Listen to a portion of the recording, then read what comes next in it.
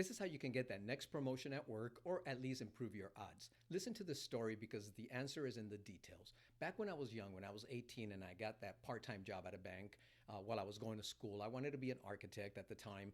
And so I didn't really care about this job. It was just a part-time job. So I would be late all the time. I was irresponsible. As soon as it was time to go home, man, I was the first one out of there. And I did this for several months until my boss came up to me one day. And you got to picture this because this is the 80s, right? So, he's got a cigarette in his mouth. He comes up to my desk. He's dropping ashes all over the place. And he tells me, hey, can I talk to you in my office? I said, sure.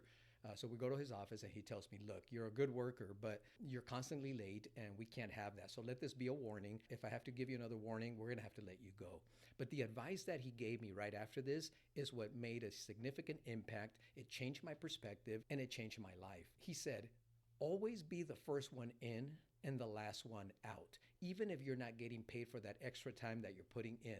And here's the reason why, because the people that matter will begin to notice. For a while, you may not realize it. However, people will begin to notice. And when an opportunity presents itself, you're going to be one of the first people they're going to think about. So I began to apply exactly what he told me. And sure enough, not too many months passed and somebody retired in that department. And guess who they approached? They asked me, they said, look, would you like to take on that position? I said, I don't know anything about what she was doing. And they said, no problem. We'll go ahead and teach you. So I took that promotion and I did that for a few months. And this led to another promotion and another promotion.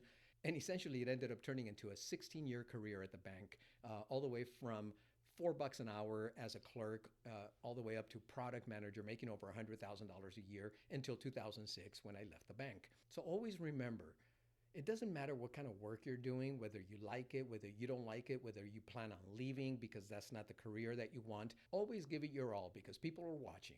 I hope this helps you in some way. Thank you for listening.